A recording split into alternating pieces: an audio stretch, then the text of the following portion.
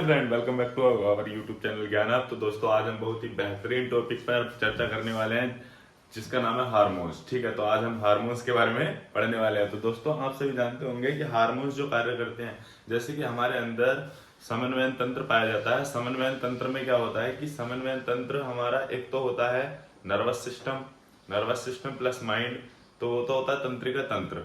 तो ये मतलब कोशिका टू कोशिका ये संदेश पहुंचाते हैं। लेकिन जो हार्मोन्स होते हैं वो डायरेक्टली कनेक्टेड रहते हैं किससे, ब्लड से, और वो भी संदेश पहुंचाने का ही कार्य करते हैं। ठीक है, तो हम हार्मोन्स को किस में पढ़ सकते हैं, समन्वयन में पढ़ सकते हैं। ठीक है, समन्वयन एवं नियंत्रण में हम उसको पढ़ सकते हैं। तो हार्मोन्स के बारे में अगर बात करें तो कुछ महत्वपूर्ण बातें जो ज्यादातर एग्जाम में पूछी जाती हैं, तो हम उनसे चर्चा करेंगे। ठीक है, तो देखिए शुरू करते हैं।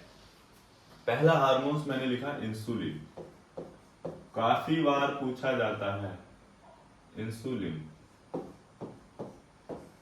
ठीक है, इंसुलिन कहां से निकलता है, तो ये निकलता है अग्नाशय से। इंसुलिन कहां से निकलता है, अग्नाशय से।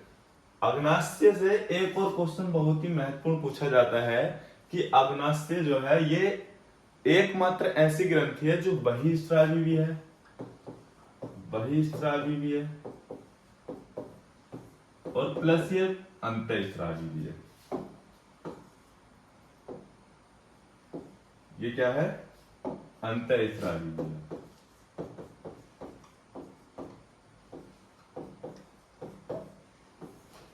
ठीक है, बहिस्रावी भी है और अंतःस्रावी है, एकमात्र ग्रंथि है। और ये शरीर की दूसरी सबसे बड़ी ग्रंथि है, दूसरी सबसे बड़ी ग्रंथि, दूसरी सबसे बड़ी ग्रंथि। पहली बताओ जरा, पहली कौन सी है, तो पहली जो है ना, ये तो दूसरी हो गई। पहली जो है, पहली है यकृत। पहली कौन सी है, यकृत। कितना वजन होता है यकृत का, तो यकृत का वजन होता है 1.5 kg। और यकृत से अगर बात करें तो यकृत से जो निकलता है हिपेरिन निकलता है। क्या निकलता है, हिपेरिन। क्या निकलता है, हिपेरिन। हिपेरिन का काम क्या होता है,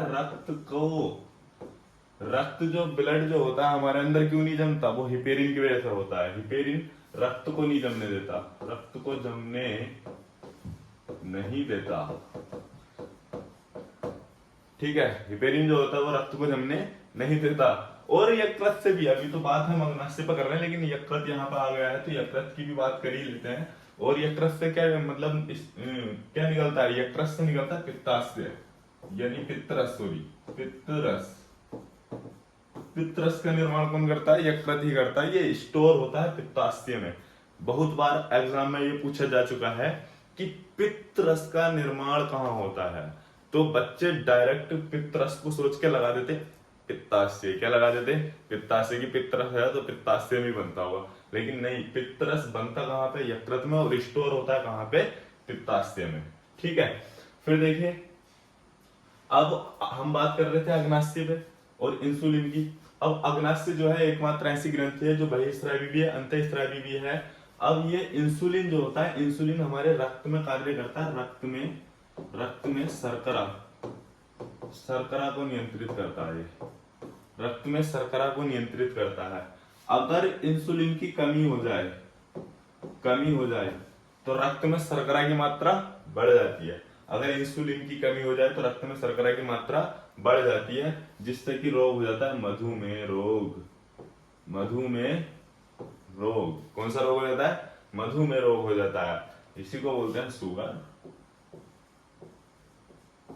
समझ गए, मधुमेह रोग हो जाता है।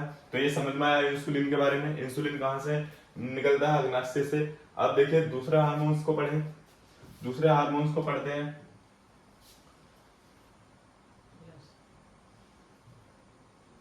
तो दूसरे हार्मोन्स के बारे में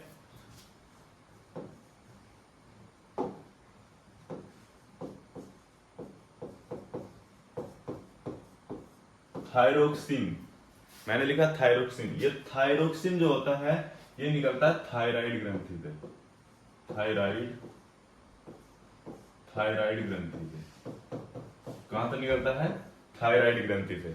अब थायराइड ग्रंथि ये कहाँ पाई जाती है? गले में। कहाँ पे पाई जाती है? अरे गले में पाई जाती है भाई। अब थायरोक्सिन जो होता है, अगर इसकी मात्रा कम हो जाए, इसकी कमी से जो रोग होता है, ठीक है, वो रोग होता है घेंगा रोग। कौन सा रोग होता है? घेंगा रोग। ठीक है, थायरोक्सिन जो होता है थायराइड ग्रंथि से निकलता है, कमी से रोग होता है घेंगा। और कहाँ पाई जाती है थायराइड ग्रंथि? गले में पाई जाती है। इसका कार्य क्या होता है थायरोक्सिन का? इसका कार्य होता है एक तो कार्बोहाइड्रेट, कार्बोहाइड्रेट प्लस वसा प्लस प्रोटीन का पाचन। ठीक है, थायरोक्सिन थायराइड ग्रंथि से निकलता है, गले में होती है, कमी से घेंगा रोग, कार्बोहाइड्रेट प्लस वसा प्लस प्रोटीन, इन सभी का पाचन में ये सहायक होता है। फिर आते हैं दोस्तों, काफी बार ये पूछा जा चुका है, एक क्वेश्चन ये आता है कि बताइए मादा में कौन सा हार्मोन्स होता है निम्न में से, या पुरुष में कौन सा हार्मोन्स होता है? तो पुरुष के जो जननांग हार्मोन्स होते हैं, जनन हार्मोन्स होता है पुरुष में, ठीक है, पुरुष में जनन हार्मोन्स पाया जाता है, ठीक है, वो होता है टेस्टोस्टेरोन।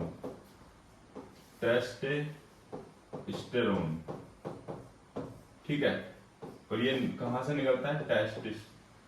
टेस्टिस से, यानी वृषण से निकलता है। कहां से निकलता है? वृषण से निकलता है। ठीक है, पुरुषों में जनन हार्मोन जो होता है वो टेस्टोस्टेरोन होता है, और गर्ल्स में जो होता है यानी महिलाओं में जो होता है, मादाओं में, महिलाओं में जनन हार्मोन जो होता है वो होता है प्रोजेस्टेरोन।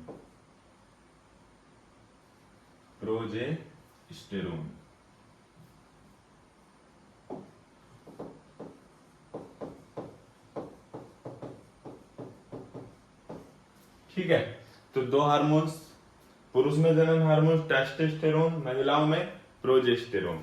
और अगर हम बात करें तो दोस्तों,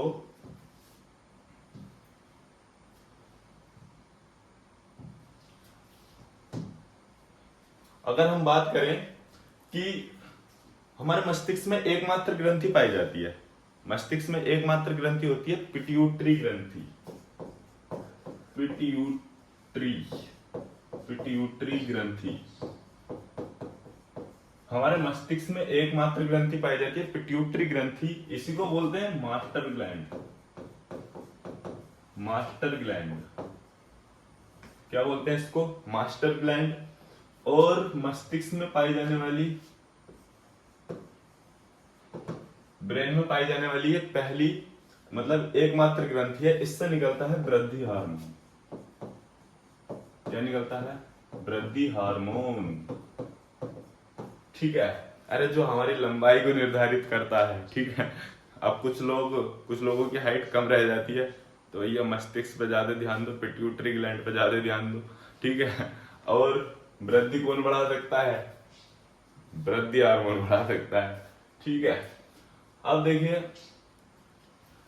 ये जो वृद्धि हार्मोन्स होता है, इसको प्रेरित करने के लिए एक और हार्मोन निकलता है मस्तिष्क के अंदर, एक ग्रंथि और है, इसको प्रेरित करने के लिए एक मोचक हार्मोन निकलता है। मोचक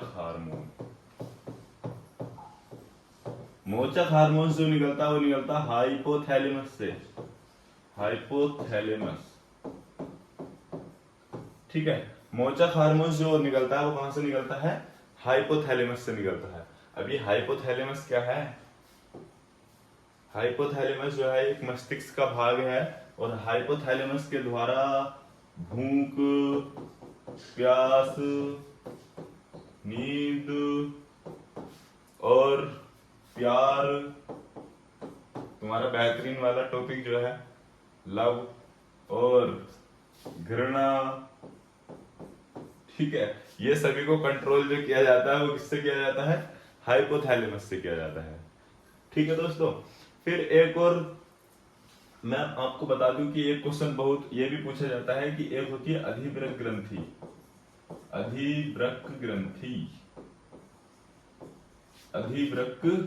ग्रंथि। अधिवृक्क ग्रंथि से निकलता है कौन सा hormone? Adrenal hormone. Adrenal hormone, ठीक है, एड्रीनल हार्मोन। इससे जो नियंत्रित होता है वो होता है हमारा बीपी। क्या नियंत्रित होता है? BP, sorry BP, blood pressure, ठीक है। और मतलब धड़कनों का भी नियंत्रण कभी कभी होता है इमरजेंसी के दौरान। बीपी का मतलब है, बीपी अगर ब्लड प्रेशर हाई हो जाएगा तो गुस्सा आ जाएगा, लो होगा तो शांत रहता है इंसान। तो इसको, ये जो एड्रिनल हार्मोन है वो हमारे गुस्से को कंट्रोल करता है। किसको कंट्रोल करता है? गुस्से को कंट्रोल करता है। कहां से निकलता है? अधिवृक्क ग्रंथि से। और ये ग्रंथि कहां पे पाई जाती है? ये ग्रंथि पाई जाती है कहां पे?